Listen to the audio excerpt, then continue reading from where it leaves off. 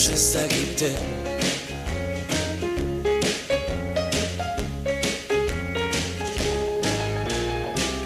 Neskarik baldago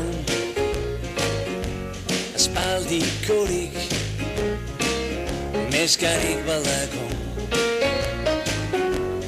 zakabo nora joan dira ba ezkontzera akaso zute ikasi deus ez dakite. Zute ikasi da deus ez dakite.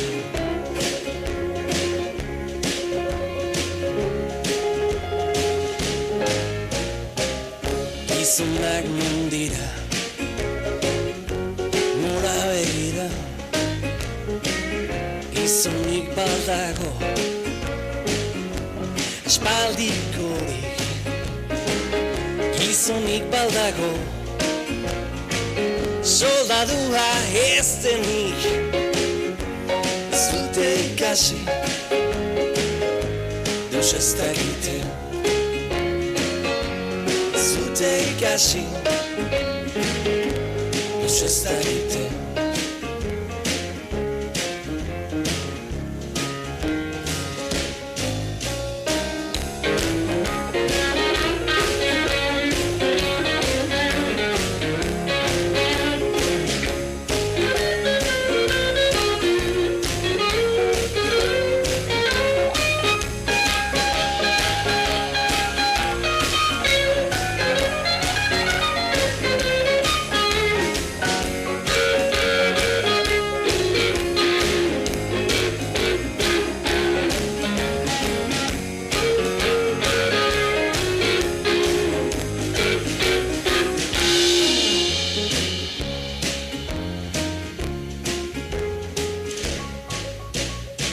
Soldaduak mundira nora begira, soldaduak nondira espaldikoak, soldaduak nondira lurpean etzanikan. Zute ikasi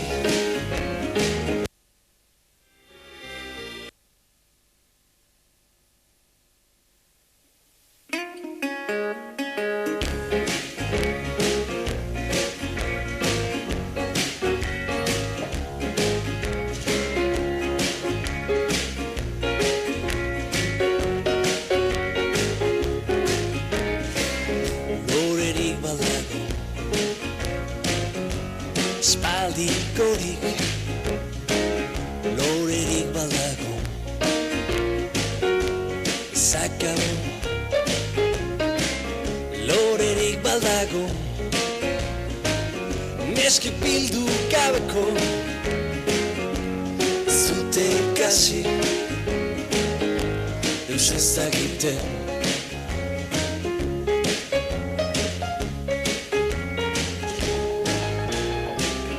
Neskarik baldago aspaldikorik, neskarik baldago zakabo nora joan dira ba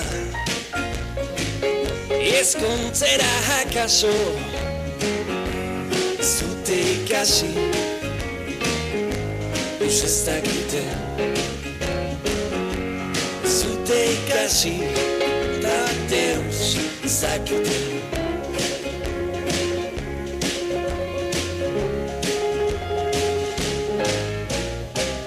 Gizonak mundira nora begira, gizonik baldago aspaldikorik, gizonik baldago soldadua ez denik. Zute ikasi deus ez dakite. Zute ikasi deus ez dakite.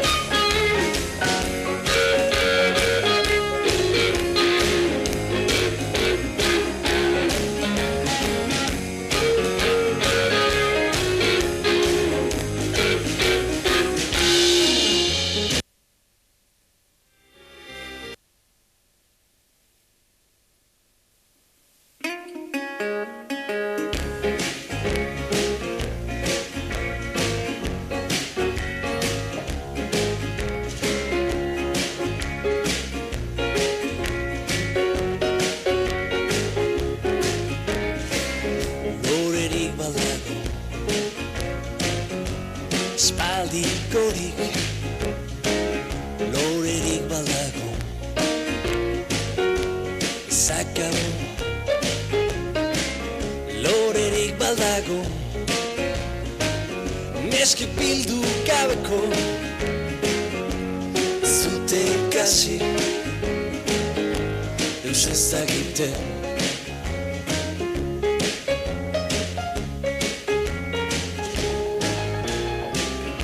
Neskarik badago Aspaldikorik Neskarik badago Zakabo Nora joan dira ba Ezkontzera akaso Zute ikasi Eus ez dakite Zute ikasi Ta deus zakite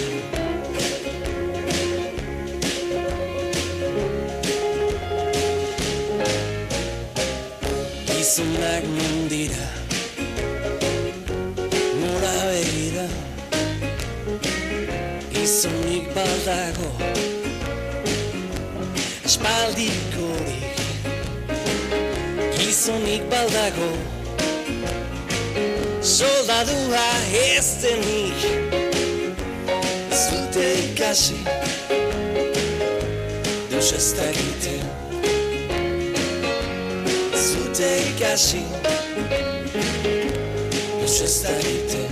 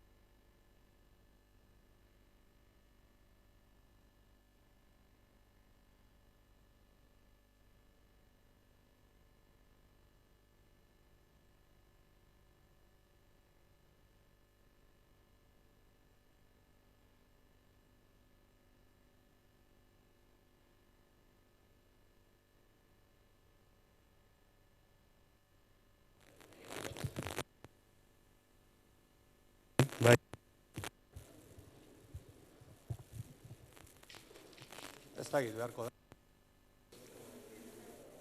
Ez. Bueno, arratsaldeon eta ongi etorri bertaratu zareten guztioi, bai eta internet bidez ekitaldi hau ikusten ari zareten guztioi ere. UESiko Euskara Batzordeak urtero antolatzen eta ikasturte honetako egiten hasi ginenean, gileak, leak, bai deien arteko bat izan zen, eta zergatik ez ditugu elkartzen guretako alkate euskaldunak, beste artean, ez da? Eta egin, esan genuen, bueno, hortan jarriko gara. Ez da ondo entzuten? Bueno, bai. Eta harremanetan jarri ginen guztiekin, euren komunikazio edo prentsa arduradunekin, baina konturatu ginen.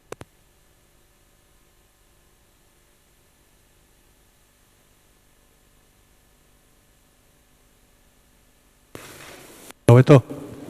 Bale, ba. Eta, bueno, alde horretatik, Euskara Batzordea osatzen dugun ikasle, mila esker, bostoi. Izan dalako, zuen artetiko, zuen alegin bate bai, eta gu oso gustora eta pozik hartu du. Gure asmoa da, batetik, alkatek euskaraiko daukaten lotura eta harremana zein den jakitea. Eta bestetik, buru diren erakundeetan zein erronkari aurre egin behar dioten, nola egingo dioten, hori ere jakitea.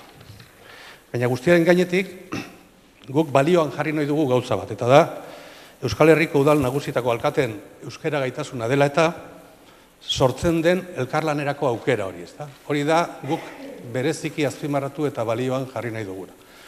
Aukera hau mugarri bat dela, hiriburuetako Euskal Herriko 7 hiriburutatik 5etan alkate euskalduna dauzkagu, euskaltzaleak ere bai, eta hori balioan jarri nahi dugu, eta hala izatea nahiko genuke.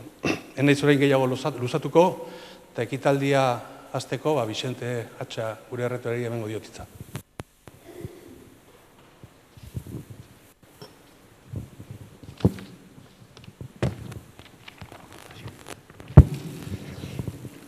Eskerrik asko, Asier. Arratsaldeon, sailburu ordea, Eskoriatzako alkatea, alkate guztiak, agintariak, unibertsitateko irakasle eta ikasleak, lagunak, arratsaldeon guztioi, eta ongi etorri Mondragon Unibertsitateko Humanitate eta Hezkuntza Zientzien Fakultatera gaurko arratsaldean. Arratsalde honetan, ekitaldi historiko bat ikusteko aukera daukagu, ez dakit historikoa izango den, baina bai oso polita eta hunkigarria. Fakultate honetako Euskara Batzordaren eskutik, lehenengo aldiz, jendaurrean, elkarrekin, eukiko ditugu Euskal Herriko 5 hiriburutako alkate euskaldunak, euskaraz eta euskalgintzat hitz egiten. Naiz eta beste gauza batzuetarako ikusi zaituztegu elkarrekin, adibidez abesteko. Harro gaude gaur hemen Mondragon Unibertsitatean gure gonbidapena onartu dutelako Bilbo, Donostia, Gasteiz eta Iruñako alkatek eta Mauleko auzapesak. Unibertsitatea ere bada herri agintariak agertzeko tokia. Gehiago esango nuke, toki ezin hobea da beren ideia, proiektu eta asmoak konpartitzeko. Eta gaurkora etorritea, plaza bikaina eskaini nahi diegu euskararen eta euskalgintzaren alorrean bere egitasmoak zabalditzaten. Euskara eta euskalgintza. Herri agintea eta unibertsitatea. Horiek denak elkartu nahi ditugu ekitaldi honetan. Baina beti ere ahaztu gabe alkateak edo auzapesak herritarrak ere badirela, bazeretela, bai, eta gu bezalako pertsonak ere badirela. Eta hori ere azalaratu nahi genuke gaur hemen. Bukatu aurretik, eskerrak eman nahi dizkizuet bostoi, bai? Aurreko astean, gurekin dagoen alkate bati entzun nion sekulako intentsitatea eskatzen zuela alkate baten lanak. Eta denbora zela bere urrezko altxorra. Orain dela hilabete pare bat berriz, euskera zela daukagun altxorrik handiena esan zenuten zuek, elkarrizketa baten. Horregatik, gure eskerrik beroenak, zuen denborako altxor horretatik, zati bat, Euskadin daukagun altxor onenari eskaintzegatik. Hau da, euskarari. Mila esker, Juan Mari Aburto Bilboko alkateari, Joseba Ziron Iruñeko alkateari, Michel Etxebez Mauleko auzapezari, Eneko Goia Donostiako alkateari, eta Gorka Hurtaran Gasteizko alkateari. Mila esker, benetan Mondragon Unibertsitateko gonbidapena onartzeagatik, eta guri guztioi, aukera emateagatik ekitaldi berezi honetan gozateko. Mila esker, eta eskerrik asko.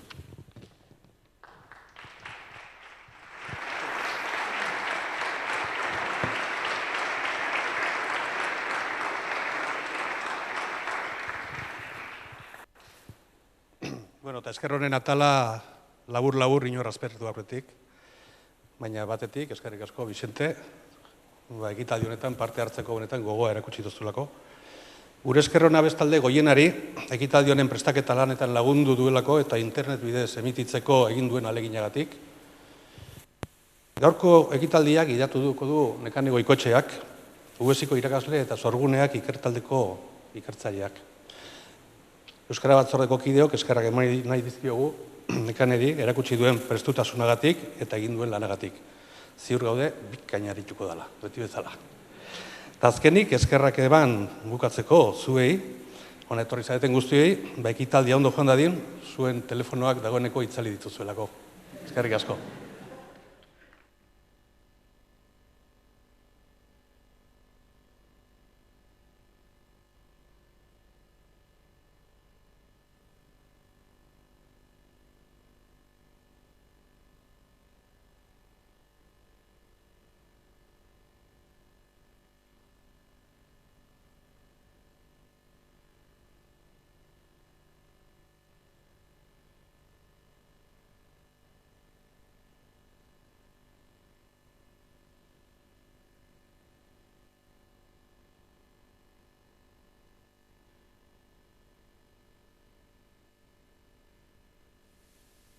Letra X idatzita, orain bai.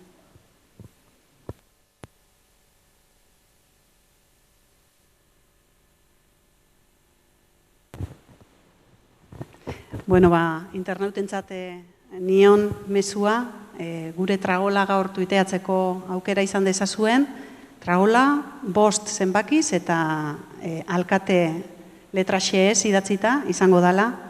Adin desberdinetako pertsona gaude hemen, eta kanpoan pentsatzen dut ere sareen bitartezala izango dela, eta, bueno, hortxe, hasteko mezu operatiboa edo.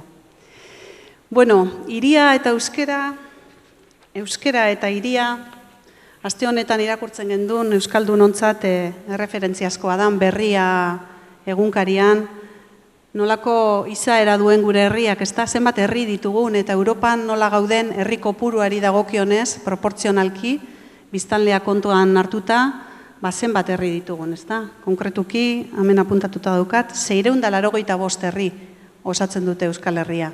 Hoietako gehienak oso txikiak, bai?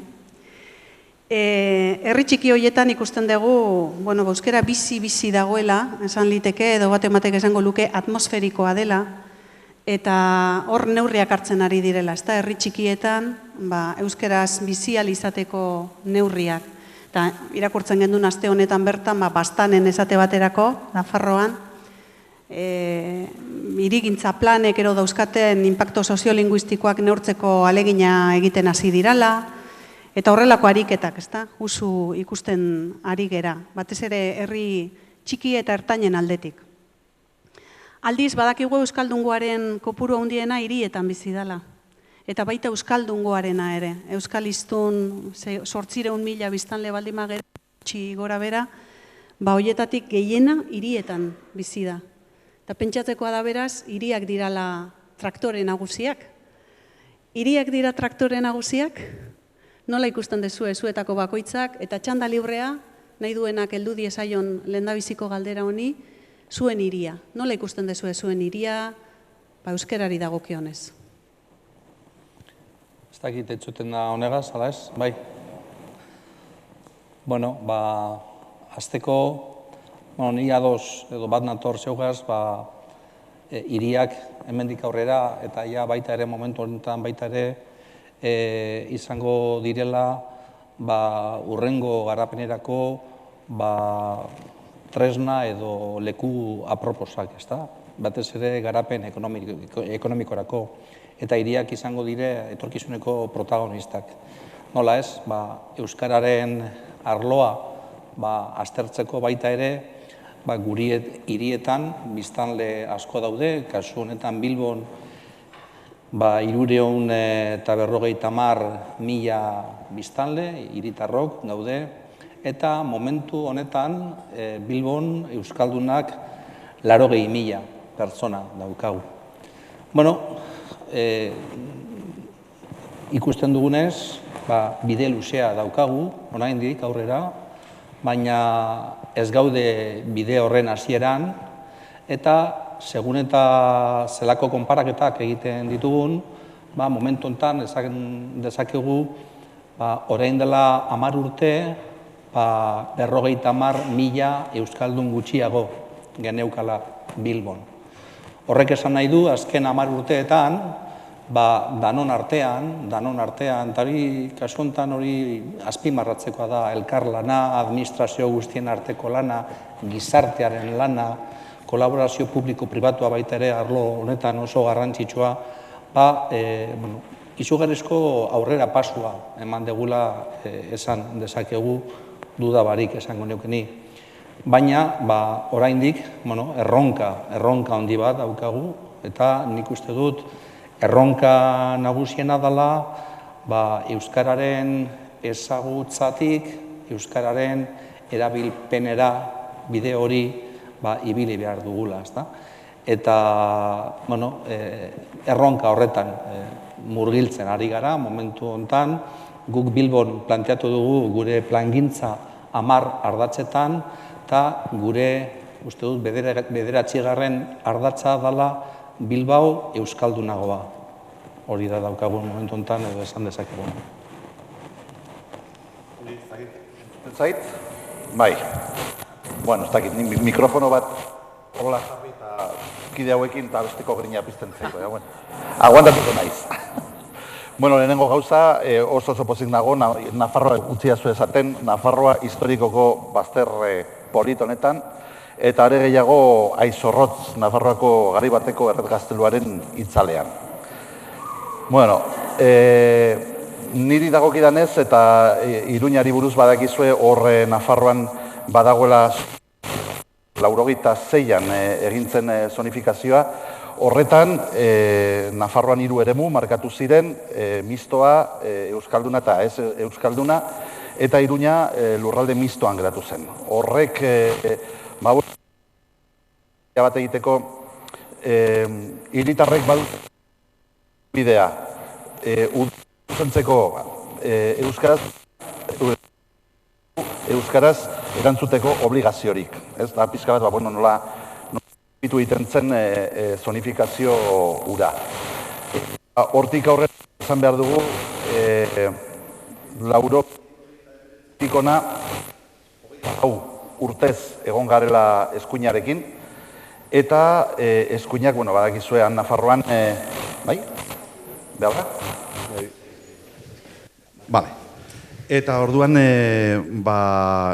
eskuina agintean egon den bitartean beti euskararentzako trabak, oztopoak izan ditugula, ez? Hasiera batetan, 97an euskararen ordenantza ezarri zen, garai hartan oso toki gutxitan zeuden, alegia Donostian eta Tolosan, baina gero eskuina iritsi zenean ez bakarrik ordenantza garatu murriztu baizik eta gainera murriztuta gelditu ez ziren atalak ez ziren betetzen, ezta? Gauzak horrela ekimena hiritarren eskuetan geratu da. Hau da, baldintza hauekin oraindik ere esan behar dugu 91an adibidez biztanleriaren 6,6 piku bere burua euskalduntzat aitortzen zuela, euskaldunen 6 zen euskaldun aktiboak, eta gero beste 6 euskaldun pasibo bezala ikusten zuen bere burua. Euskaldunak ziren, baina ez zuten normaltasunez erabiltzen. Pasa dira 20 urte eta 2011an inkesta soziolinguistikoak adirazi zuen kopuruak bikoiztu zirela, ez? Eta orain momentu honetan 11 gutxi gora bera euskalduna da, euskaldun aktiboa, eta beste 11 euskaldun pasiboa, esan dezagun. Beraz, orain Iruñeko biztanleriaren 22 gutxi gora bera euskalduna da. Horiek dira datu guretzatonak euskararen gorakada nabarmena delako, eta 20 urteetan belaunaldi baten epean asko haunditu delako, baina dudari gabe horri gero erabilpenera erabiltzen eramaten duzunean gauzak aldatzen dira. Jende asko da euskalduna, baina erabileraren arloa edo da gure puntu ahula. Eta, gauzak horrela argi dago egin behar dena dela euskara prestigiatu, eta hori, beste baldintza politikoak ere behar ditu horrek, ez? Eta horretan gaude, ez? momentu ona euskararen alorrari buruz, baina asko hobetu beharra ere bai.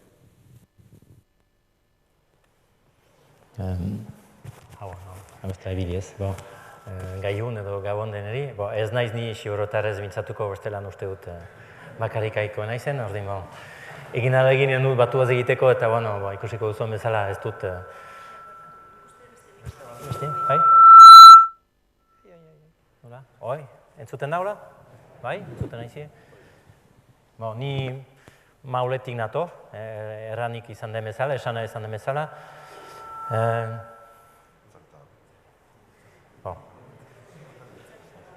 Iparralde eta hegoaldeak badakigu, edo badakizue, ez ditugula behar egoerak bizitzen euskara eta hizkuntz gutituekin.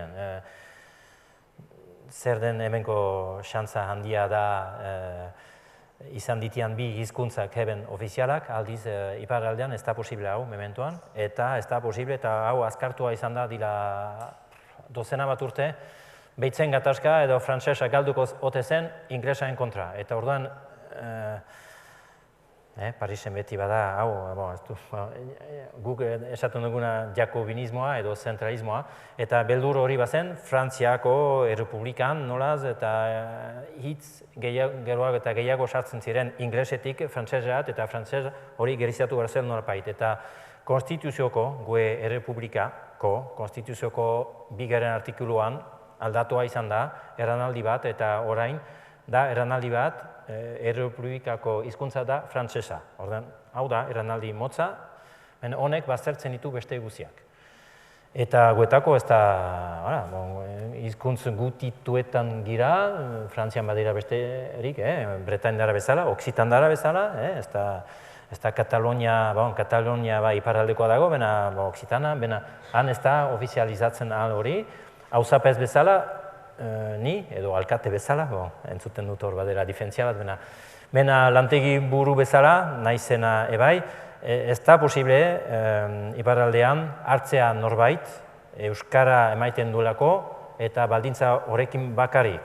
Izaten alda kompetentzian, bi edo hiru hautagei eta bat hartu, eta euskara emaiten duelako hartu, bena berda probatu besteak berreinean zirela eta hoitzen baldintza bakara difentzia egiteko, bena bestelan ezin da. Nik ezin dut nire eriko etxean hartzen langile bat, euskalduna delako garbiketa egiteko edo hau dagoa, ez da posible, behar dut edo bestelan arriskuan naiz,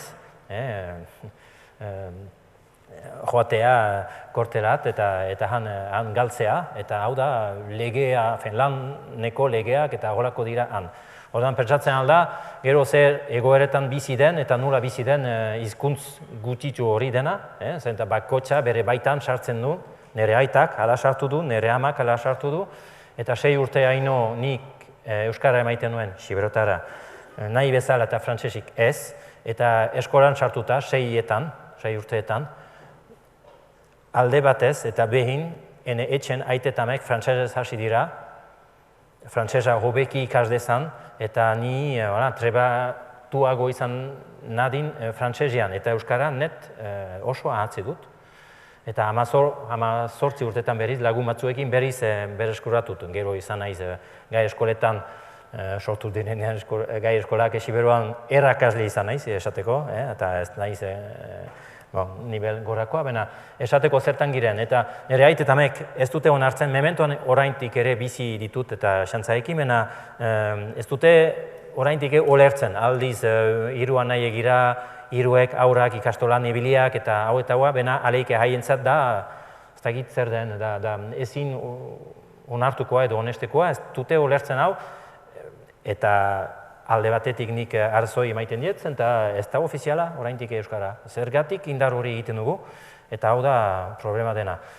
Bena, aleike gizarteak egiten du, politikoek egiten dute, bai, gizarteak egiten du, iparraldean, 300.000 bizizale gira, 25.000 aur dira aur edo ama eskoletan, eta horietaik, 10etaik 4ek euskaraz ikasten dute. Orden badeira D ereduan direnak, ikastoletakoak, 25.000 horietaik 10%ak dira ikastoletan, eta beste zatitxo bat, 30% dira D ereduan, elebidun eredu hortan. Orduan, kompetentzia bat bada ikastola eta B modelo horrekin, hau da Euskararen honean, eta urte dut hor, azken 10 urteetan, menez, gehiago, azken 10 urteetan bere eskurratzen ari dela iparraldean Euskara, bai, hirietan dena, nola erren dut, alorik handiena, gure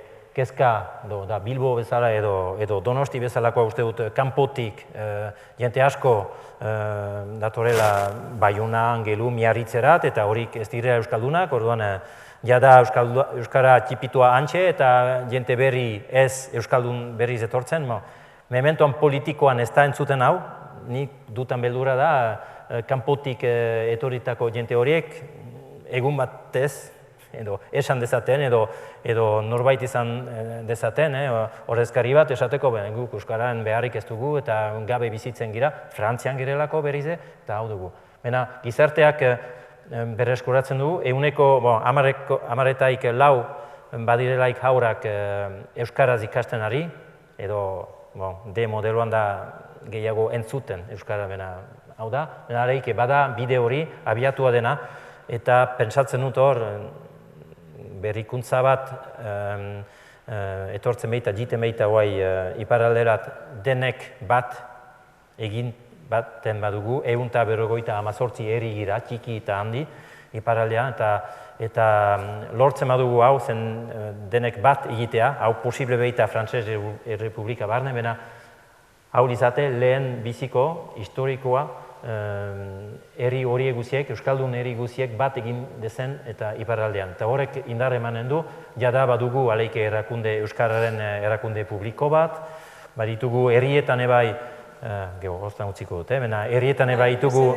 garrapen hitzarmenak, erakunde horrek izenpeazten ditu herriak, Mauleko herriak izenpetu du, mementoan bagira 10 bat, helburua da 20 eta heltzea, da dena euskalduntzea gure dokumentazio guziak, eta hemen aspaldi danik egina dena, han ez, bide hortan gira, ari gira, uste dut, publikoan sarazten Euskararen ardura hori, eta uste dut, ene adinean ni eskolan sartu nintzenean gazte guziek Euskara galtzen zuten, eta 54 urte berantago, ber kopurua da, 18 aurrek dira eta Euskara dakitenak iparraldean orain, eta ene adinean ber eina zen. Ene adinean eta horako zen kurba, eta orainkoan olakoan dara. 18 da, batean berea zuen eta bai goitea da. Eta nik uste dut baden gogo hori eta baden indar hori bai gizartean, bai publikoan bai hautetxietan bai. Bueno, bai, saiatuko naiz. Donostian gauza asko daude egiteko. Nik uste egin behar badimada da radiografia bat da, prozesu batetan gaude da, bide batetan gaude da. Baina zorionez, segurazki errealidadea mauden baino hobea da, ez? Datuak hor daude. Donostia da, eta nik beti arrotasunez esaten dut, ez? Zenbaki erdatiboetan behintzat, Euskal Herriko hiriburu euskaldunena. Euskaldun gehien dituen hiriburua, portzentaietan. Bilbok badakit zenbaki absolutotan euskaldun gehiago dauzkada. Baina Donostian euskaldunak, erabat euskaldun konsideratuak 40% gera, kuasi euskaldunak beste 30 bat, eta erdaldunak 30. Eta horiek ez dira zenbaki bat ere txarrak nik uste dut, euskararen egoeraren radiografia bat egiteko, eta ikusten badin baditugu progresioan are gutxiago, ez? Azken urteotan horiek igotzen joan dira dako. Hor, hemen aipatu dana, ez? Nik uste danak erronka parekoak ditugu da, batzuk maila batean edo bestean, baina erabilerarena da, adibidez gure kasuan, erronka nagusienetako bat, eta sortzen saiatzea leku edo entorno horiek nun erabilera hori sustatua izango dan, eta zuk hasieran egin dezun galderarekin lotuta, ez? Gune urbanoan dago eda euskararen etorkizuna ni horretaz sinistuta nago. Nik uste dut, euskerak benetan baldin badaukada momentu honetan erronka bat da erregistro urbanoan sartu aldizatea. Horrek bermatuko duelako bere etorkizuna, eta beraz, alde horretatik nik uste hiriburuak daukagu da izugarrizko papera, ez? Eta udadetxean, gero hitz egiteko aukera izango dugu ere bai, ez nahi zuzatuko, ez? Nik uste lan asko egin daiteke da, plangintzak daude, gu 5. gaude, erabileran eta beste ardu ezberdinetan, nik uste aurrera pauso nabarmenak eman dira da azken urteotan, baina ni neu naiz sinisten duenetakoa hezkuntza sistema da ere erabat klabea euskararen etorkizunean. Ni horretan fededun peto-petoa naiz. Euskara bermatu nahi badin badugu eta etorkizunean nahi badin badugu berreskuratzea eta indartzea, benetan oinarria hezkuntza sisteman dago. Eta hor uste dut da egin beharreko, apustu egin behar daldekua. Nahikoa, bai. Bai, ondo txuten da, ez da? Bueno, lehenengo eta behin eskertu nahi dizuet egindako gonbidapena, benetan placer bat da olako solarsaldi batean parte hartzea, Euskal Herriko gainontzeko alkatekin eta baita ere zuekin guztiokin. Hiriei dagokienez, nik esango nuke lehenengo eta behin Saskia Sassen soziologoak esaten duena. Saskia Sassenek esaten du, 21. mendean, hiriak estatuak baino boteretsuagoak izango direla, botere gehiago izango dutela. Eta beste arrazoi batzuen artean, munduko biztanleriaren gehiena metatuko delako hirietan. Beraz, hiriak gune estrategikoak dira, ekonomia garapenerako ez ezik, gizarte eta kultur garapenerako. Eta gure ari dagokionez, edo dagokigunez, guri dagokigunez, eta euskarari dagokionez, nik esango nuk ere bai, euskararen etorkizuna definituko da neurri handi batean hirietan. Eta alde horretatik izugarrizko erantzukizuna dugu alkateok eta hiritarrok oro har. Gazteizari dagokionez, nik esango nuke gauzak nabarmen aldatu direla azken urte hauetan. Diagnostikoa da, nik uste dut beste hirietan egiten den diagnosi bera, ez da alde horretatik ezagutza nabarmen handitu egin da azken urte hauetan. Esan berra daukat adibidez, azken 25 urte hauetan Euskaldunen kopurua Gasteizen 20 puntu igo dala, ez? Edo eren bat izatetik 150 izatera. Eta orain ikusten da eta ekladatzen da gainera Gasteizko kaleetan nola gero eta jende gehiago hitz egiten duela euskeraz, eta hor nik uste dut aldaketa handia egin dela azken urte hauetan, ez? Baina hala eta guztiz ere erabilera oraindik ez dator bat ezagupenarekin, eta hor dugu lehenengo erronka, ez? Erabilera sustatzea. Eta nik hartu nuen lehenengo neurria gobernuan sartu ginean, izan zen nik neuk berak, euskara hitz egitea, euskara erabiltzea, eta baita ere prentza horrekoetan gure hizkuntza erabiltzea, eta baita ere aurkezpenetan eta euskaraz hitz egitea. Eta nik uste dut hori izan behar dela, edozein alkatek hartu behar duen lehenengo neurria, ez? Eta hortik aurrera, beste neurri batzuk hartuko ditugu. Bukatzeko, jarrera Gasteizen aldatu inda ere bai asko azken 20 urte hauetan, ni gogoratzen dut nola aurreko mendeko 80ko hamarkadan euskararekiko jarrera negatiboa zegoen. Gasteizen, zegoen inkluso alderdi politiko bat euskararen kontra jotzen zuena, eta hori zoritzarrez zabaldu egin zen neurri handi batean Gasteizko gizartean. Orain zorionez hori ez da gertatzen.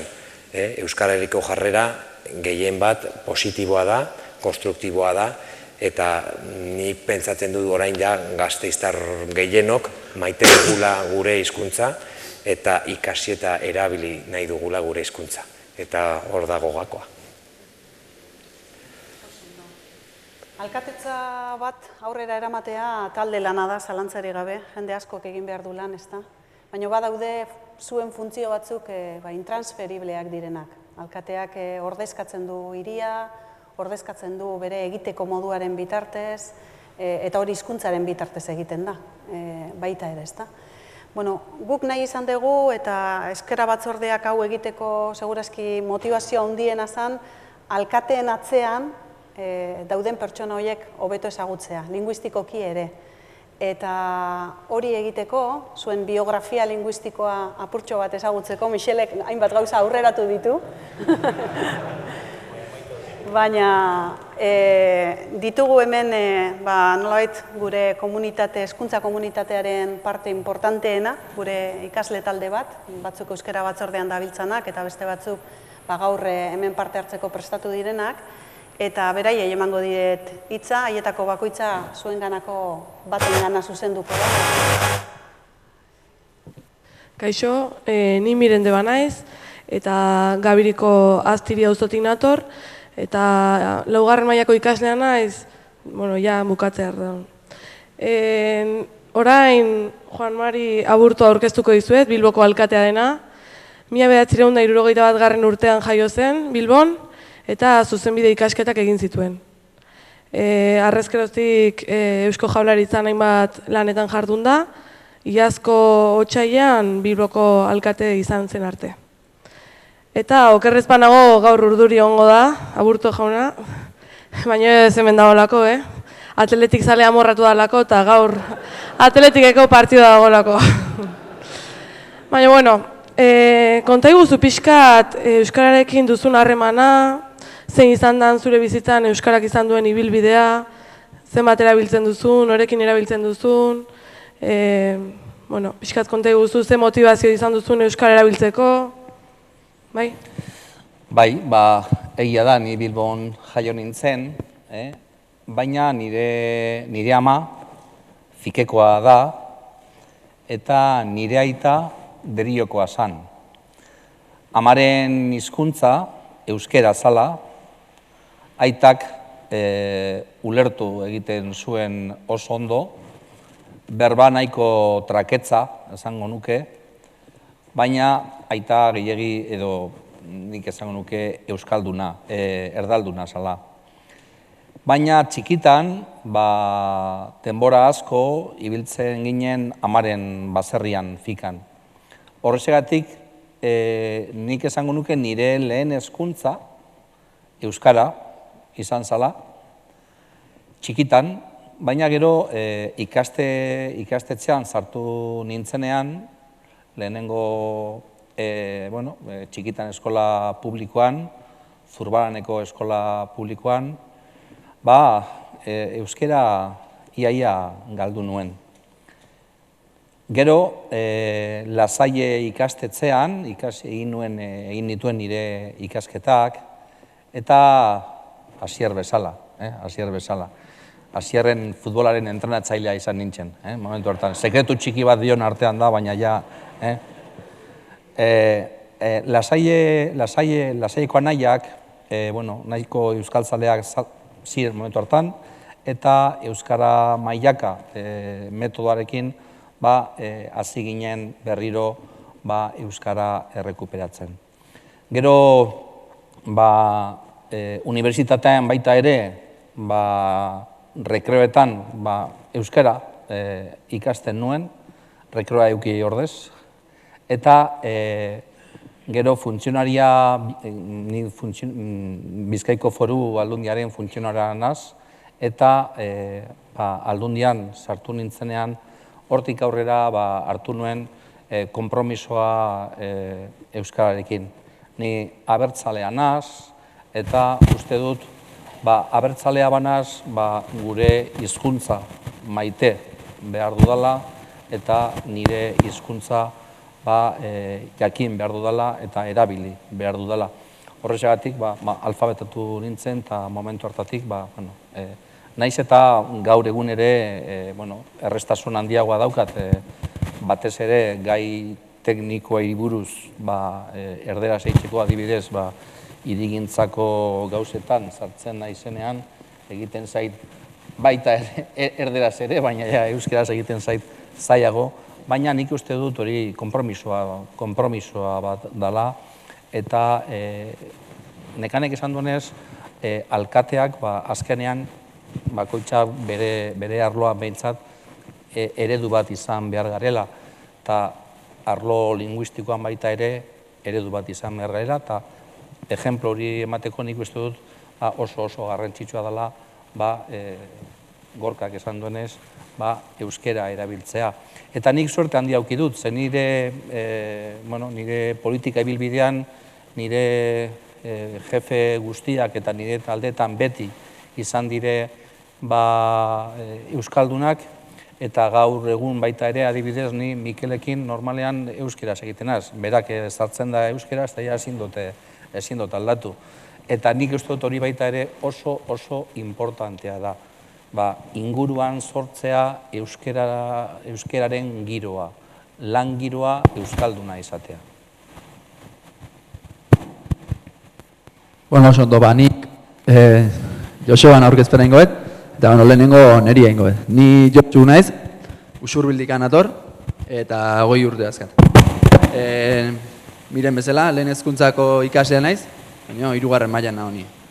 Eta, Josebai dagokionez, esan ezake 72an jaio zala, Iruñean, Kaskoan, irakurri detenez. Eta, entzute da, bai.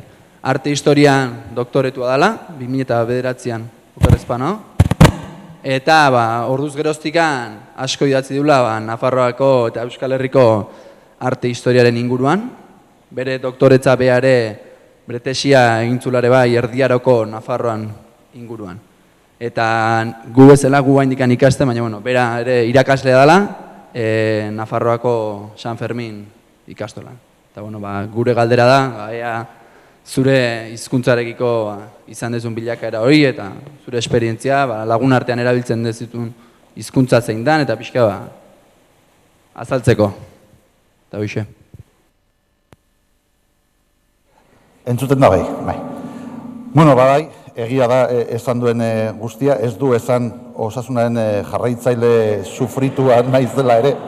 Zan behar dut, atletik zalea ere, naiz dela neurri bat enten, zabakizu, atletik dela Nafar gehien hartzen duen taldea, eta orduan, zertxo baitere dagokit niri.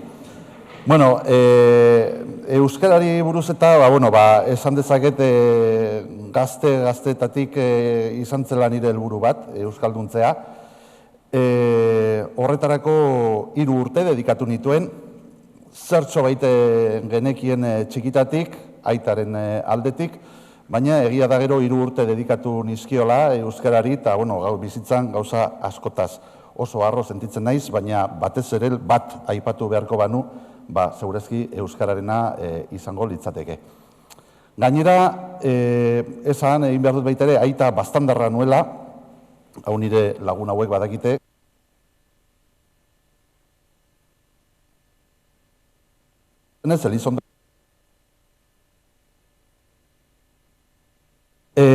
baina patu hori hautsi zen aitak 6 urte zituela, gerra zibila piztu zelako, eta alde egin behar izan zuten Elizondotik Euskal Herriko hegoaldera, eta beraz, euskara nolabait, familian, belaunaldi horretan galdu egintzen, ez?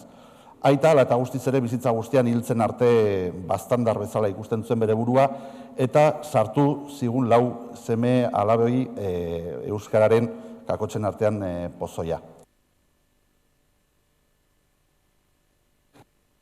Egongo balitz, ikusiko luke bere biloba guztiak euskaldunak direla, bere 4 seme alabe guztien, seme alaba guztiak euskaldunak direla, ez? Eta, horrek apizka bat jartzen ditu gauzak bere hortan.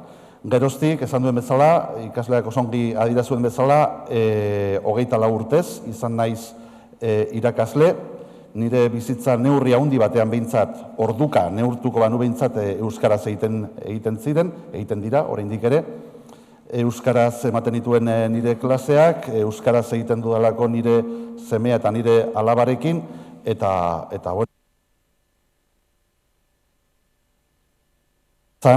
igual etxe bat ez duzu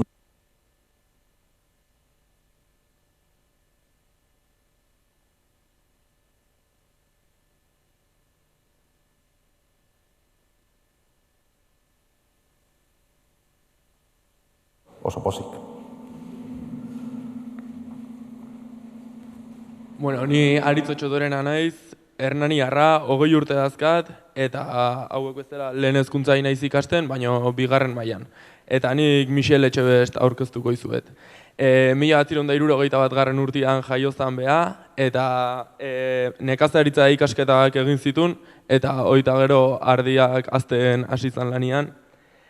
Hortaz gain, beak lehen aipatu duen bezala gau eskolako irakasle bai izan zen, eta aipatu beharra dago politikan lehenago hasi zen arren 2008an lortu zula Mauleko auzapez kargua. Zerrenda independiente bateko parteide gisa aurkeztu zen, eta aipatu behar da 2008 urtean beha izan zela Euskal Herriko herrialdetako hiriburutako alkate euskaldun bakarra. Hortaz aparte, esan digutenez oso ondo kantatzeu, eta behobia behin baino gehiotan hartu parte. Eta aurrekoak galdetu duten berdinakin jarraituz, zein da zure harreman euskerakin eta zure esperientzia? Bai, entzuten nahi? Bai, entzuten nahi zio. Bai, behobia egin dut eta Donostiako 3 maratoi bai egin ditut. Egia da, behobia da 20 eta maratoi bat da doble eta mena sofrimenuz 5 aldiz gehiago. Maratoia, mena 3ak bukatu ditut eta botzik. Euskaraiki hasi niz, egan dut, ni ez naiz Euskaldun beria, beste 2 lagun hoik bezala, utzi dut memento batean, eta esan dutan bezala, berriz egoera edo arroa aldatu da Euskaraikin. Utzi dute bai, nire denboran, 6 urteetan, arroa edo ingurumena hortan behitzen, etzen ikastorarik etzen, Siberoan, eta Euskara oro peko erekaratzoan, eta etzen normal bezala zen, nik ez dezatan Euskararik eman eskolan nintzalaik. Nire aitzinekoek, nire aitetamek, eskolan zirelaik, behar bada hemen izan den bezala, bena bazuten gaztigu bat, Euskaraz hitz egiten bazuten, frantsez ikastean, euskara debekatua eta debeko horrek bazuen eragin bat, azken egunen finitzean zuk bazenuen azken lekukoa eta zuk zenuen gaztegua eraikitzen eta horiek beren aurrak, orduan ni eta nire bi anaiek hildo hortan sortu gira eta gure azia, hola goiti joan da, etxekoak ez nahi euskaraz hitz egin dezagun, ustez eta berek bada beste kontu bat aleike frantsesa zela gure geroa eta gure indara eta euskara baztertu behar zela, nahi behar zen azkar izan eta holako izan da, luzaz. Gero ni sartu niz bai gai eskolan, eba izan naiz Siberoko ikastolako lehendakari urte batzuz, beste askoz bezala, ebai borrokatuz egin dira guziak, nik egin ditut eta Mauleko herriko etxean nuezen dut manifestazioak, sartu, bortxaka, atea zabaltu eta olakoak, eta beste lagun batzuekin, zenta etzen bate Euskalduna Mauleko herriko etxea, eta da Maule Sibero da arunt provintzia txiki-txikia eta hiriburua da Maule. Maule 3.500 biztanlekin da hiriburua, jakin behar da. Eta Maulek ez bazuen alde honelat egiten, provintziak ez zuen alde honelat egingo. Eta emeki hori sortu da, jakin behar da aleike sortu dela, nola esaten den, prefabrikado heli batetan ikastola, Siberoko ikastola Maulen, mena behar izan dela gero egoitza azkartu eta handitu, Maulek ez du onartu eta Siberoko ikastola biga dira, lehen ikastola, Mauleko ondoko herri batetan sortu da. Badu eragin handia horrek, zenta ondoko herria deitzen da Sohuta, ez da hainbeste ezagutua, frantsez legian, berriz esatuko gira hortan, frantsez legian, 10 eskolak herriek laguntu behar dituzte.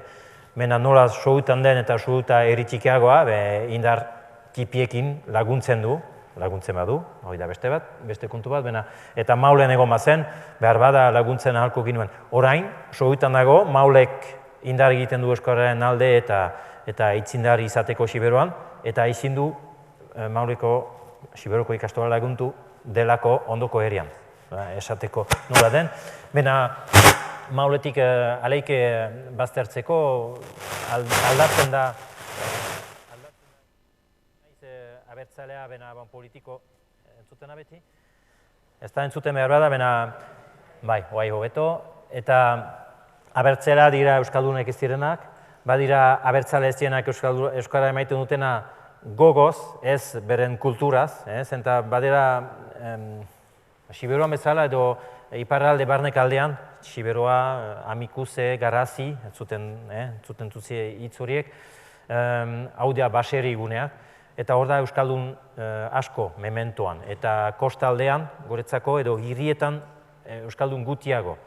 Eta hoai entzuten da Euskara ez kulturaz, mena bai gogoz entzuten da Euskara egiten, ikusten dira ikastola goitiari, ikastola sortzen da kasik 2 urtetatik bat, iparraldean, mementoan oraindik, ari da goiti hau, eta arera, gizarteak edo jente arteak hartzen du Euskara, esan du Gorkak mementoan hor, esanez begionez bai, eta positibuki ikusten zela lehenago Euskara egiten zen, ene aitak, eta ni hastean, ez korki eta bai korki egiten da Euskaraz, eta plazaratzen da bere euskaltasuna, hitz egiten da, Mauleko Herriko Etxean oraindik hitz egiten da, badut langile bat espainolika bat, bada beste bat portugaletik etorria, eta biek Euskaran ikasten ari dira. Laguntzen du kitori dela, doaini dela, eta lan demoran egiten dela, bena guk, hau da guk. Bena aleike, posible da ez joatea eta egiten dute. Eta nik plazerekin haiekin hitz egiten dute eta pentsatzen dut haientzat alkateekin hitz egitea eta zerbait dela. Eta hola, emeki holako keinuak, holako mezuak emanez egiten dira gauzak eta militante beti, eta militante da iparraldea beti eta luzaz egongo zen eta Frantzia baru hortan esplikatut goztia mena, hau da, militantismoekin biziko da Euskara mementoan han. Kaixo, hitza da. Bueno, ni Alain Aramburu naiz, baita ere 20 urte ditut, eta Irundarra naiz, Lapurdi eta Nafarroa arteko muga daukan hirikoa. Eta ikusentzunezko komunikazioa ikaste dut Aitzabaltan. Eta, ni Eneko hori zuzenduko naiz, kaixo Eneko. Eneko Donostian jaio zen, 71. urtean, Amara auzoan, okerrez dago. Zuzenbide ikasketa burutu zituen Euskal Herriko Unibertsitatean, eta ondoren, Europar Batasuneko zuzenbidean diplomatua dela esan daiteke Deustuko Unibertsitatean.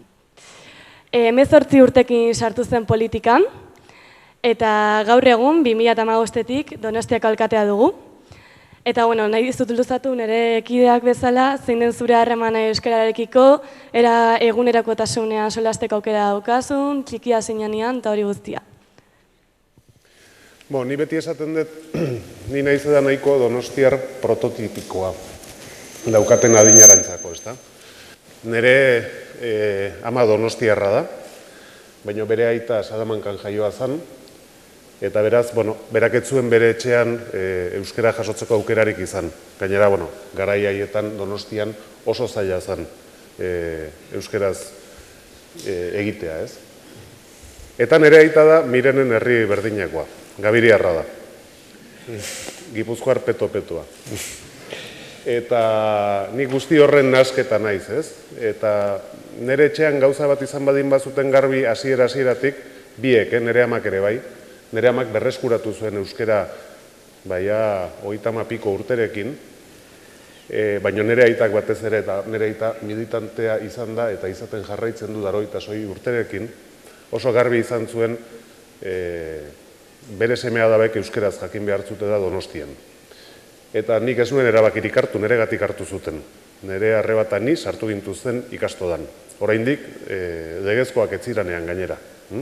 Horrek suposatzen zuen arriskuarekin, baina arrisku horiek hartu egin nahi izan zituzten.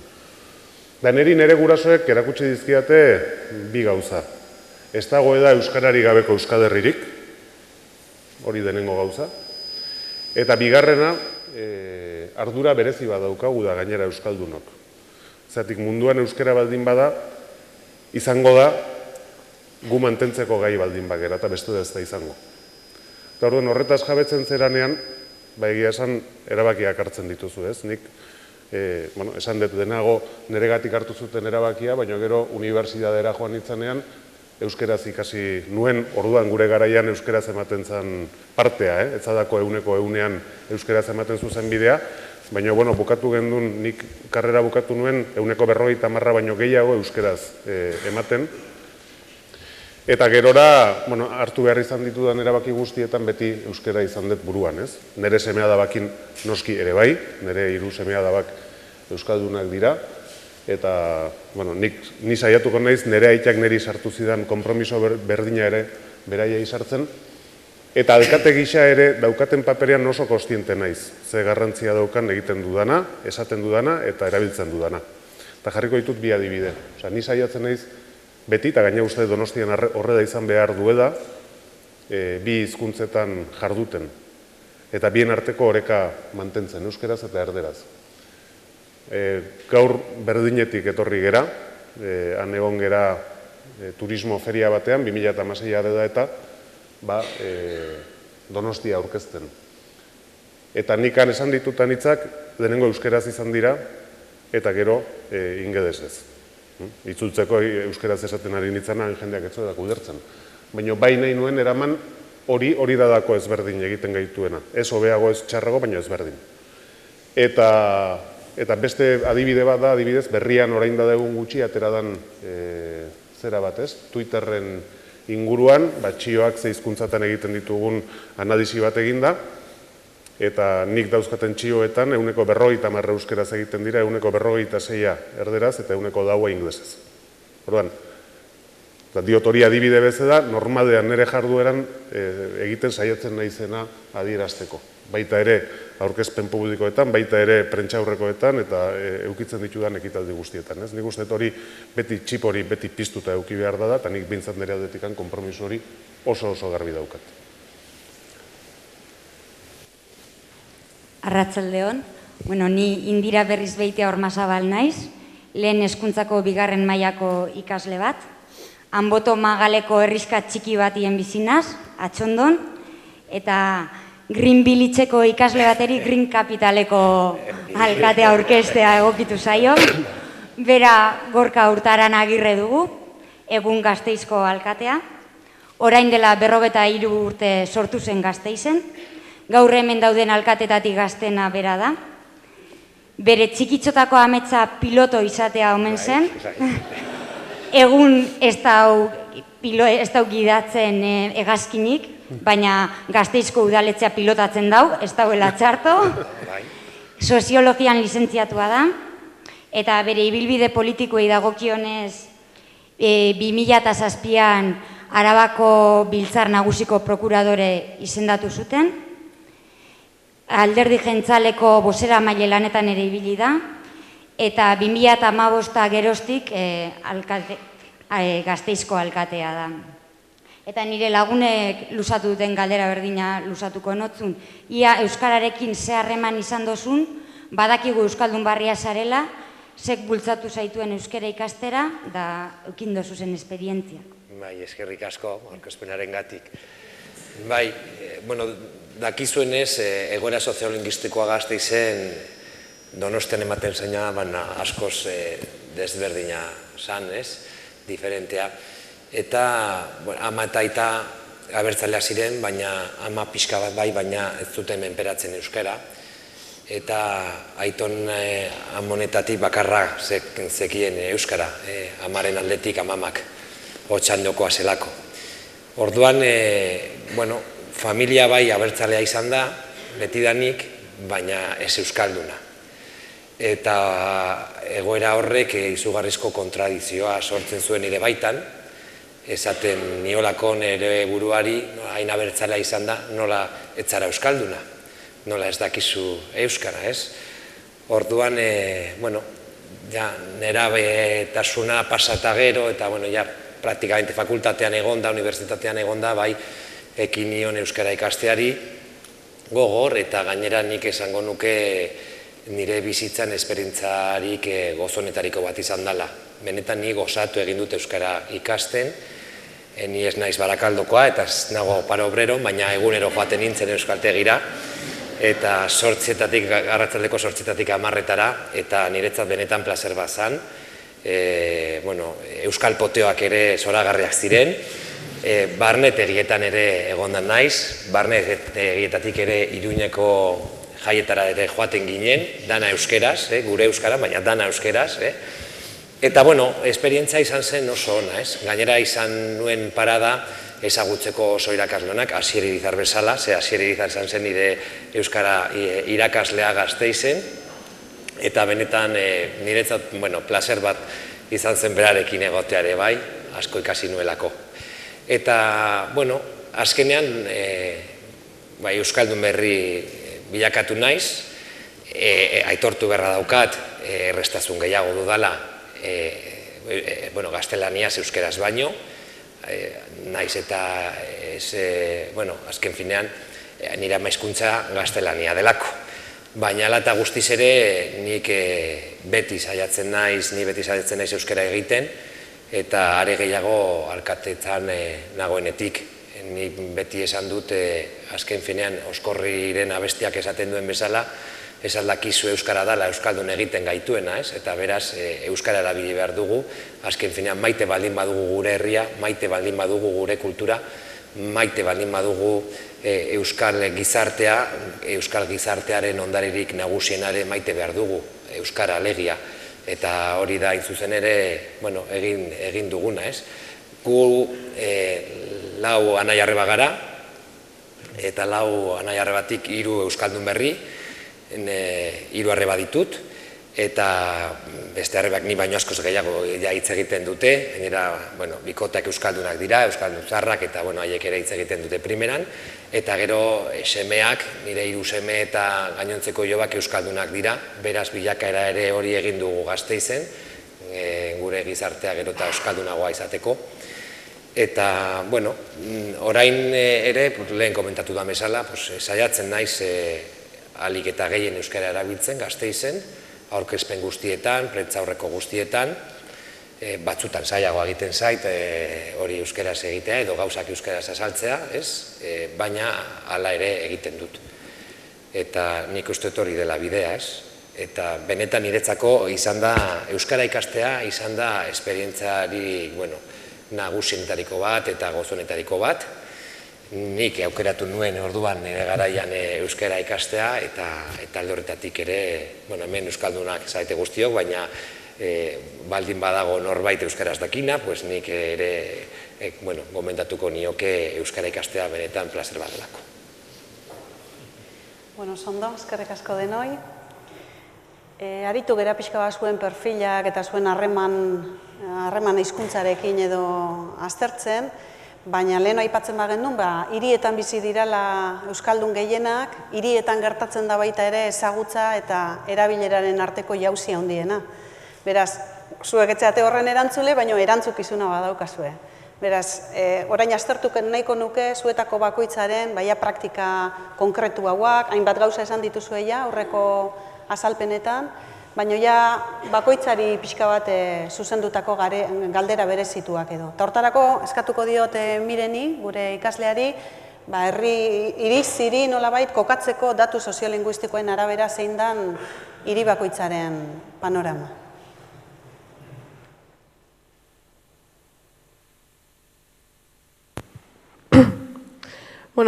Mauleko datukin hasiko naiz, eta Maulen 3.145 lagun bizidirera frogatu dugu. Horietatik 148 euskaldunak eta 125 erabiltzen du euskara. Sartu izan zerala Mauleko garai baten, ezta? Eta gaur egun, zeu zera horko, nola izan, lemazain. Zure praktika linguistiko errealean, nola ikusten duzu zure praktika? Zer hobetu beharko zenuke? Autokritika sintetikoa eskatzen dizut, denbora ere aurrera doa eta ikusi dut luzatzeko. Hirietan biziko dela euskara ez da dudarik, eta iparraldetik ikusiz batuaz izan dela. 3.000 biztane dira iparraldean, 3 euskalki dira, 3.000 jententzako, horietan ahulena da Xiberotara, 13.000 biztanle denetara, Maulen orduan laurdena hantxe, biztanle, eta horietan laurdena baizik Euskara emaile. Xiberuan ez zaie horren entzutea, benenik esaten dut, Xiberotaran geroa, zenta memento batean ematean da euskalki bat, memento batean ez bada masa kritikoa aski handia, zenta beti galtzen da jente, beti hau eta beti lekutzen da jente, eta ez bada masa kritiko hori aski handia galtzen da. Badut, eta hortan horrekin bukatuko dut, badu gauzo bat, da erronkareko arrana edo ibarra edo erronkari. Eta han Euskara desagertu da oso, ez dago.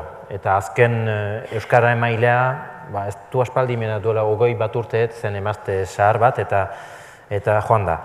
Eta ni ebele naiz hor, hauteskunduak aurre, zen 2008an, hanko hauzapezen ikusten, eta han Castellano baiten zuen, harrek ongi Euskararik bate, eta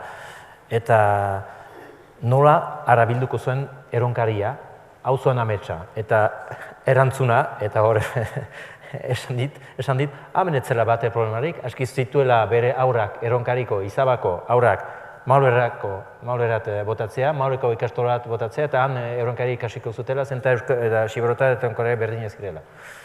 Koño, eta aldiz dena galdua, eta ez du sekulan arabilduko, eta ze pasatzen da hantxe, badute ikastola bate bai, eta batuaz egiten dena hantxe, eta asmoa dute, edo ametsa berriz erronkari saraztea, baina erronkari emailerik ez dago gehiago, badira grabaketa batzu, txikiak, hantxe badute museo txiki bat eta entzuten dena, eta beldura dundi Xiberotara hola birakatzen aldela. Mementoan altxora da, esan duzu Vicente, altxora bat zela hori hizkuntza, hau da altxor bat, hizkuntza hortan da berbada altxor bat, ez dut esaten behar duela tratamendu berezirik, bena desagertzeko arrisko handian dela.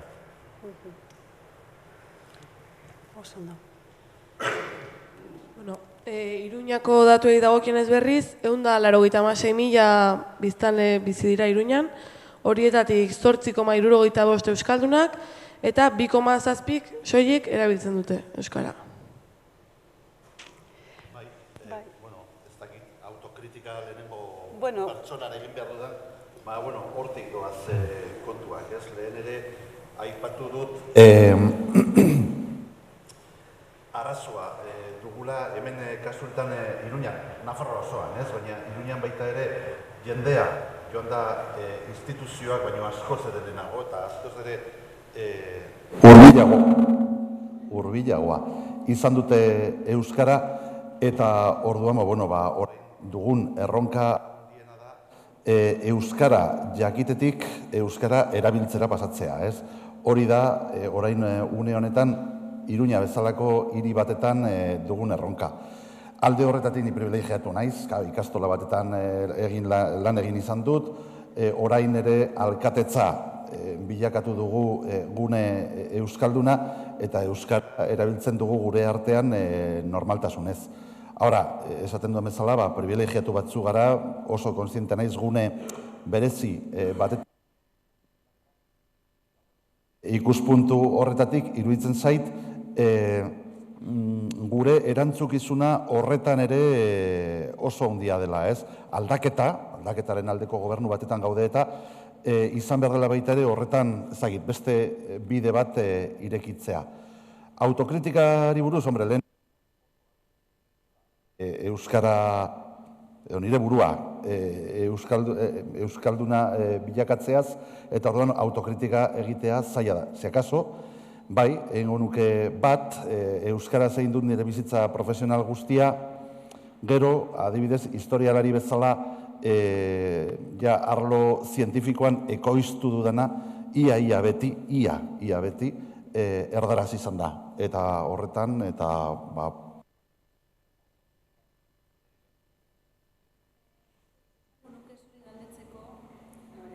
badakigu Iruñean euskararen gaiak hautsak arrotzen dituela. Iruditzen zait oso garrantzitsua da nola egiten diran gauzak. Eta zuen kasuan, iruditzen zait, aztergai izango dezuela etengabe euskeraren gaia, bizikidetza euskeratik nola planteatzen dezuen? Ze portaera ereduren bitartez? Horren gainean... Orain momentu honetan eta Iruñeko udala gidatzen dugula, esan egin behar dut gogorarazi behar dizut lehen ere aipatu dut, 97an eratu zela Iruñeko euskararen inguruko ordenantza, inoiz etzen bete, pozik egongo ginateke bete izan balitz, baina ez da urte haue guztietan bete, eta gure asmoa da ez bakarrik betetze baizik eta baita ere garatzea eta sakontzea.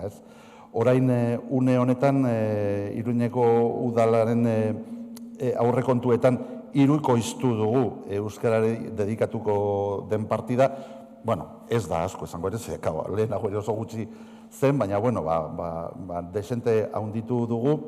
Gero profilei buruz ordenantzak bermatzen zuen teorikoki behintzat bulego bakoitzan persona euskaldun bat egongo zela bermatzeko harremana euskaraz, hori ere etzen betetzen. Guk orain jarri dugu edo helburu bezala hartu dugu batetik bira pasatzea, bi persona egongo dira eta gainera hori betetzeko asmoa dugu.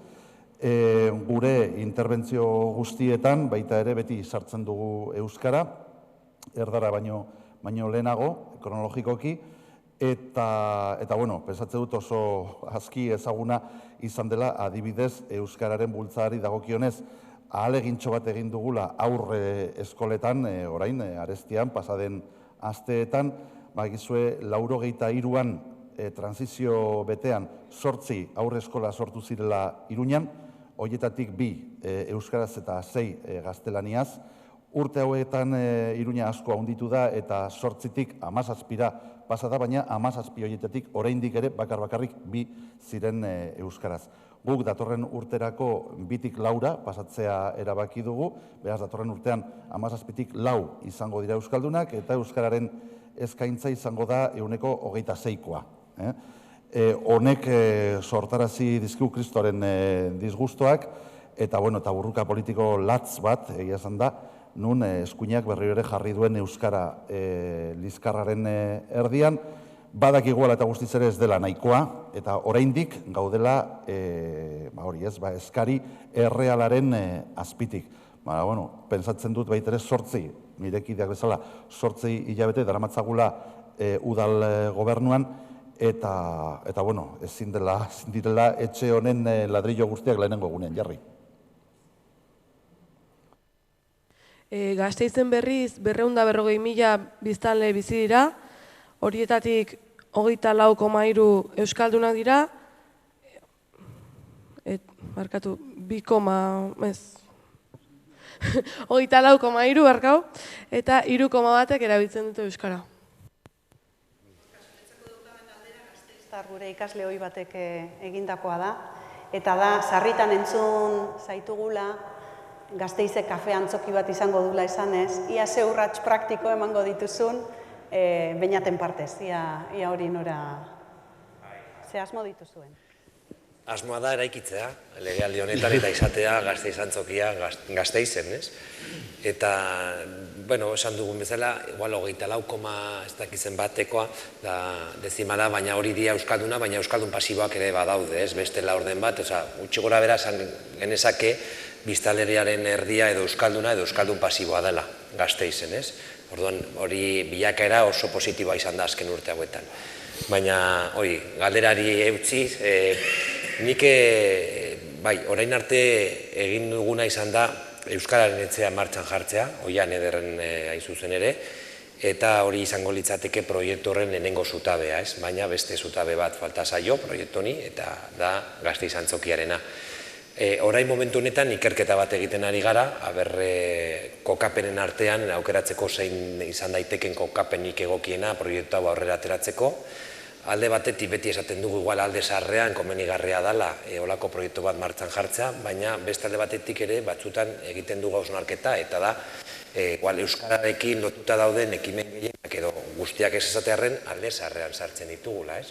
Orduan ere bilakatu behar dugu, bilatu behar dugu, aber zen izan daiteke kokapenik egokiena Gasteiz-Antzokia aurrera ateratzeko. Hori da lehenengo pausua, hori ja martxan dago, printzipioz ikerketa bukatzear dago, eta hortik aurrera egin behar duguna da Gasteiz-Antzokiaren edukina adostu, euskal eragile guztiekin, eta antolatu. Hori ere oso garrantzitsua da, azken fenean Gasteiz-Antzokia ez da izan behar udalak antolatzen duen eraikin bat edo proiektu bat, nik pentsatzen dut euskaltzale guztion etxea izan behar dela eta euskaltzale guztiok izan behar dugula parte proiektu horretan. Beraz, edukinaren aldetik ere antolakuntza oso garrantzitsua da. Eta horretan ere, kokapena aukeratuta gero, ere horretan hori jorratuko dugu.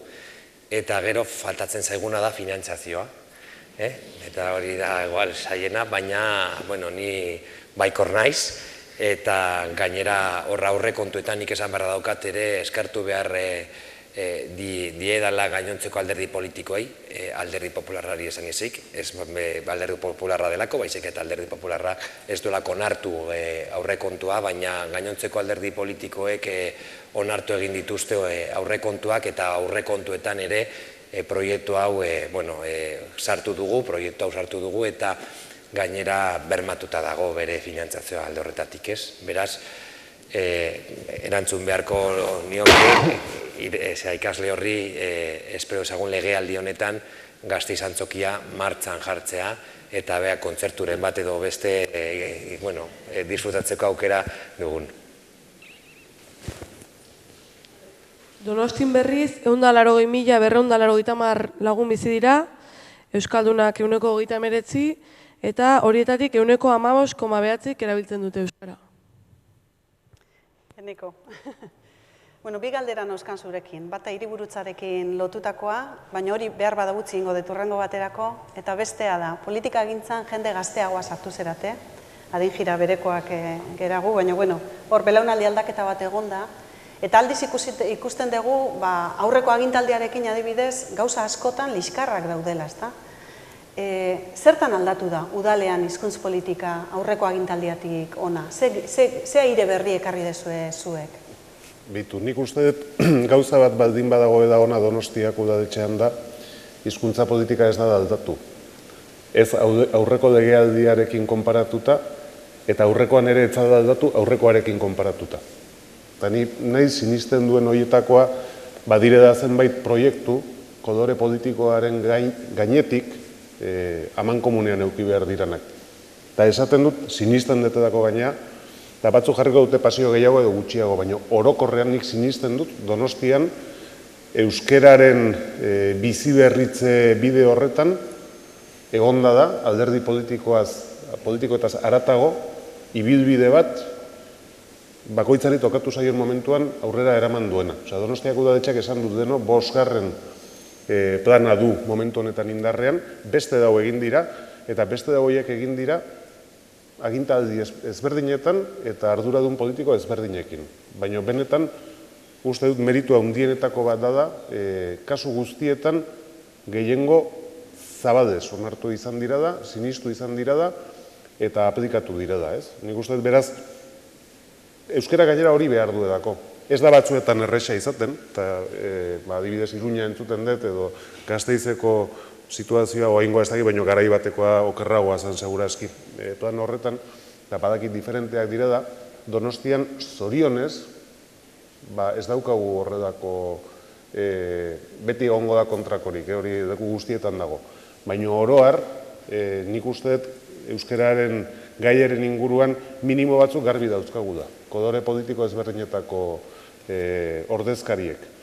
Eta horrek asko laguntzen du. Horredako gauzetan pausoak aurrera ematen asko laguntzen du. Eta uste importantea da, badi hori mantentzea eta indartzea. Eta euskararen inguruan egon daitezken beste eztabaida batzuen gainetik adostasunak bilatzen saiatzea. Bilboko datuak esango dizkizuet. Bilbon 353.234 biztanle bizi dira. Horietatik 23,6 euskaldunak eta 3,2 erabiltzen. Juan Marirentzat ere bi galdera nauzka, baina denbora aurrera dijoa, eta zakuan gelituko zaizkigu galdera pilo bat. Gasteizen baimenarekin, baina hirietan hirien Bilbo da. Eta, bueno, hegemonia politiko bat izan du baita ere Bilbok, alderdi bat egonda agintean urte luzez. Etxe honetan antolatzen dugu 2 urtez behin Euskal Kulturgintzaren transmisioa deitzen den aditu titulu bat, eta urten izan dugun gai nagusietako bat izan da nola eskontzen diran nazio kulturala eta nazio linguistikoa, eta hor euskerak ze leku izan behar duen. Orduan, Bilbori zuzendutako galdera eta EAJ-ari zuzendutako galdera, euskeraren etorkizuna, nazio politikoaren etorkizunarekin lotuta ikusten dezuzuk, zein da zure ikuspegia? Bueno, ni kasu honetan bat nator enekoaz, eta ziur nago guztiokaz, Euskara barik ez dago aberririk, eta Euskara sartu behar dugu gure nortasun kulturalean, baina biok egin behar du. Ze askotan, gure nortasun kulturala ez dugu baloretan ipintzen. Nik askotan dinot, adibidez, terrakotako gerreroen erakusketa bat egiten badugu Bilbon, ez dakitzen bat 1000 pertsona joango dire erakusketa hori ikustera. Eta behintzat gure Euskal Museoa ez daukagu egoeratan atraktiboa izateko jende gehiago ikustera etorteko. Horrexegatik, esfortzu bat egin behar dugu hor gure nortasun kulturala baita ere baloreetan jartzeko. Eta hori lotuta joan behar da gure egoera soziolinguistiko eta gure hizkuntza baita ere baloreetan jarri behar dugu. Nik nola ikusten dut etorkizuna, eta hau behin bat baino gehiago edo azaldu dut. Segurazki Bilbon etorkizunean, etxe desberdinetan, hizkuntza desberdinak erabiliko dira. Batzuetan arabiarra, beste batzuetan rumaniarra, erdera baita ere, euskera, eta nik ikusten dut euskara zubi hizkuntza izan daitekela. Bakoitza bere etxeetan euskara desberdinak erabiltzen, baina guztion artean gure harremanak garatzeko euskara izan daiteke gure hizkuntza. Holantze ikusten dut, ez dakit amets bat bada, baina errealitatean bihurtzeko ametsak behar ditugu baita ere, eta ni horretan sinestu egiten dut. Galdera egingo dizuet, txanda librean eta motz erantzutekoa, ze ondoren prentsakoak atenditu behar dituzue. Aipatu dugu hasieran mugarri bat dala gaurkoa, aukera bat dagoela. Ez dakit orain arte zuen ekipoek, zuen udaletan, gehienetan mintza dauden euskera zerbitzuek eta bertako profesionalek, lankidetzarik egin ote duten, pentsatu ote dezuen, oda amestu ote dezuen, lan komun bat egin zenezaketela hainbat gauza elkarrekin aurrera ateratzeko. Ameskeri hutsa da edo posible izango litzateke 4 urte barru honelako mahai inguru bat egitea, ez dakit, balantzea azaltzeko. Nola ikusten dezue? Bagare, bagara, bagire... Bueno, hori, ez dakit, abestu batzuk, beste batzuk baino beto abesten dute, eta ez dakit hori adibide honena dan ez, baina nik uste imagen horrek izugarrizko garrantzia daukada. Ondo edo gaizkia besteaz gain. Errealidade baten islada garedako, ez? Eta gainera, Euskal Herri zabal baten islada, ez? Nik uste horrek badio handia du, badio handia duen bezala gaur hemen elkarrekin egoteak, ez? Edo urrengotan ere gainera badauzkagu beste zita batzuk elkarrekin egoteko. Nik uste horrek izugarrizko garrantzia du, simbolikoa, baina baita ere, adibidez hemen hitz egin da prestigiazioaz, euskararen prestigiazioaz, horretaz ere bai. Nik uste horretan ere izugarrizko garrantzia du. Hortik garatago, kapaz izango baginateke beste gauza batzuk egiteko. Ni seguro nago euskara zerbitzuak adibidez, udadetxe batzutakoak, zinbestekoak, segurazki erkidegoan igual gehiago, beste herrialde batzuekin baino, badaukate da elkarrekin harremanetan egoteko ohitura hori, ez? Baina hortan ere egin dezakegu aurrera, ez? Nik uste polita izango ditzateke da, ez da urte barru badantze hori egiteko aukera izatea, baina berriro diot, nik uste importantea da, ez? Horrelako elkarrizketak edukia dizatea, elkarrekin egona dizatea, eta irudi bat eskaintzea ere, gure herriari eta munduari, zergaitik ez. Eta presnago baita ere, urrengo hemendik 4 urtetara berriro ona etortea eta ebaluaketa bat egitera, ezta? Nola ez? Ze oso pozik nago zuen artean benetan. Baina, hemen daukagu baita ere Patxi Bastarrika, ez da? Sailburu ordea, gobernuko sailburu ordea, eta, inguru horretan akoba sortu da, hor gaude erakunde guztiak, hor dago lankidetza bat, zegatik ez, baita ere hiriburuen artean lankidetza hainbeste gaietan, baina euskaraz baita ere. Adibidez, Bizkaian foro bat dago, euskaraz teknikarien artean, uste dut Alkarbide dela izena, eta nik uste dut lan polita egiten dutela, era horretatik joan behar dugu, ez da? Gure herrietan, aintzinean, auzolana zen erabat lan eitzeko, askotan ez gara gogoratzen gure arbasoek, ez da hainbeste denborako, ez da, baina berreskuratu behar dugu auzolana eta elkarlana. Guztion artean, ziur nago, kapazagoak garela, eta hori lankidetza hori uste dut landu behar dugula.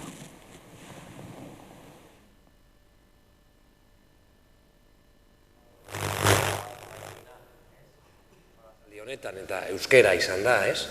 Beraz, erabil dezagun euskera batzeko hiri guztiak, Euskal Herriko hiri guztiak beste proiektu batzuk aurrera ateratzeko, ez? Izan dadila euskara, batzen gaituena, ez bakarrik olako solasaldi gozo batean egoteko, baizik eta beste proiektu batzuk elkarrekin aurrera ateratzeko, ez? Eta alde horretatik ere, niri gustatuko litzaidak piloa gainera, Euskal Herriko bakarrik hiriekin, baizik eta lurralde guztiokin amankomuneko proiektuak aurrera ateratzeko, edo aurrera ateratzea. Eta hori da asmoa eta ametsa ere bai, azken finean Euskal Herri, Naparra da, nik esango nuke Nafarroa garela, Nafarroko erreinutik gatozela guztiok, eta beraz ere, erabili behar dugu ere bai, Nafarrako erreinuaren zera irudi hori, lurralde eta hiri guztien arteko lan bat aurrera ateratzeko. Guk hasi ginen gure harremana pizkat ridikulo egiten publikoki, Michel kenduta, berako zongi abeste baitu, eta ez dakit, iaia zaiena hasieran egin genuen, ez? Beraz, hemendik aurrera, pesatzen dut, alako egoerek ere balio dutela gure arteko harremanak konpartitzen denean, zera horiek, sakontzen direla, ez? Nik esan behar dut, eta seguro nago, ados daudela guztiak oso harreman ona dugula gure artean, hori abia puntua da, oso ezberdinak gara, ez bakarrik jatorriagatik, baizik eta baita politikoki ere, jatorri ezberdina dugu politikoki, baina argi dago baita ere, badagoela, gorkak esaten duen bezala, gauzat batzen gaituena, eta hori euskara da. Eta hori, eraikitzeko zerbait da, ez abia puntu, badaz, horretan eredugarriak baldin bagara, zerbait egiteko kapazak izango gara, ez? Azken finean nik beti esaten dut, eta horretan utziko jaso pizkat baita ere nire pedrada historikoarekin jarraitzea, halako egoeratan eta halako elementuekin bizualizatu ahal dugu ikuspuntu historiko batetik ze aberria, ze herria izan ahal ginen Euskal Herria eta ze estadua izan ahal genuen, kasu honetan, Nafarro izan delako Euskaldunok izan dugun estadu bakarra. Ez, eraikitzeko puntu bat da.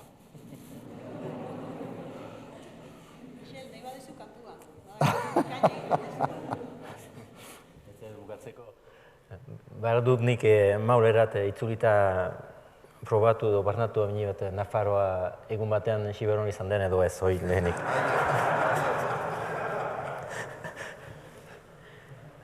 Bai ez orduan, mena segurtatu beharra. Ez, mena, nik gogoan atxikiko dut, enekok esan duena aldamenak eta taldeak aldatu Donostiko udalean eta politika jaraiki. Uste dut hau den atxiki behar dena, guti edo aski, batek esan du 2008an eta alkate hiriburuetako, eta ze hiria, hiriburuetako alkate euskaldun bakara edo bakotxa nintzala, siberotaz bakotxa erraiten dena. Oai bost badira, nik iparraldekoak begiratzen ditute egia ez dira hemen besteak zenta ez behitira euskaldunak, euskarradunak, bena nik uste du lan hori egin behar den eta egin. Horren guti edo aski bena jarraiki, bost bagira hemen, ez dakit kuadrilla zerbait edo talde lan edo abeslari talde bat montatzen legun edo diska bat ateratzen, bena bez, mezua bada eta bada irudia, esaten nion Josebari 15 edo ez dakit zumat argazkilari baziren hor astapenean, nik esaten nion hau da komunikazioa, badu bere tokia, nik nahiago dut lana egin, komunikatu baino, bena egia da komunikatu ebai behar dela, eta horrek indera adibidetzat hartzeko jenteari ez dakit modelo emateko edo, bena posible dela. Aurrera ikusten ditulaik hainbeste euskaldun berri hemen, honek hartza handia emaiten du, haik, bai. Gauza, bakarra bakizu, politikoari mikrofona malten baldin bat zaio oso arriskutsua da, eta historialariari ere usten baldin bat zaio hitz egiten arriskutsua da. Eta nire lagunari esan behar, 1223an, bai, 1223an, Zuberoako 23 leinuk aitortu zuten bere burua nafar bezala. Garaio horretan, aitortzeko zegoen modu bakar bat jarraituz, hau da, Nafarroako erregeari, hori ez, babesa edo atxakimendua adiraziz. 1223an, oseak, aspalditik.